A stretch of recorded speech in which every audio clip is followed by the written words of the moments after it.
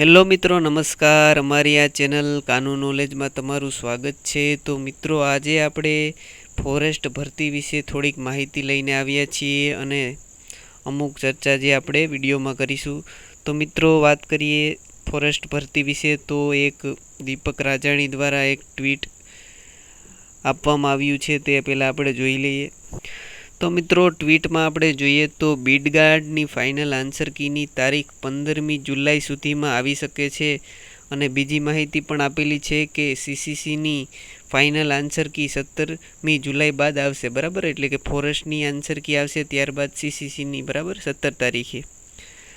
તો મિત્રો, ફોરેસ્ટની 3 answer key આવી ગઈ હતી, બરાબર. તેમાં ઘણી ભૂલો આવી હતી, બરાબર, અને ઘણી બેદરકારીઓ આપને જોવા મળી છે. અને આ ચોથી આન્સર કી પણ આવશે, બરાબર.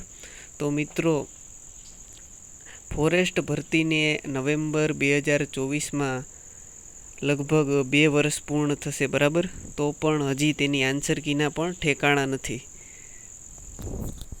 અને મિત્રો, 15 જુલાઈ આન્સર કી આવી જાય તો સારું. ત્યારબાદ નોર્મલાઇઝેશન અને કટ ઓફ પણ બાકી છે, બરાબર. અને તેમાં પણ આ લોકો આટલું મોડું કરશે અને આવી બેદરકારીઓ કરશે, બરાબર. અને હવે એવું લાગે છે કે ફોરેસ્ટ ભરતીમાં હવે કોઈને કાંઈ પડી નથી, બરાબર. અને બીજી બાજુ આપણી ઉંમર પણ જાય છે, બરાબર. અને મિત્રો, આપણે ગ્રાઉન્ડની વાત કરીએ તો મિત્રો ચોમાસા પછી આવશે તો ગ્રાઉન્ડની તૈયારી ચાલુ જ રાખવી. અને અત્યારે તો ગ્રાઉન્ડ બધા ભીના થઈ ગયા, બરાબર. એટલે રનિંગમાં થોડીક પ્રોબ્લેમ આવે તો રોડ ઉપર રનિંગ કરવી. અને બહુ વરસાદ પડે તો, બરાબર, સામેથી વાહન આવે તો દેખાય નહીં, એટલે કે ફૂલ વરસાદ આવે તો રનિંગ ટાળવી, બરાબર. ધીમો વરસાદ હોય તો વાંધો નહીં.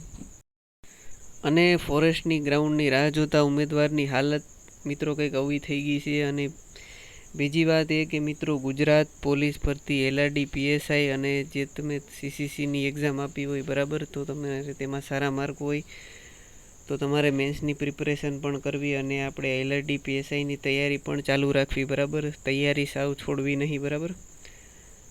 અને મિત્રો, તમારું શું કહેવું છે?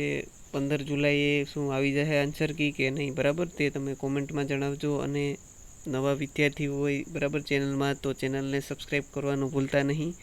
જય હિન્દ, જય ભારત. रख हौसला कर फैसला तुझे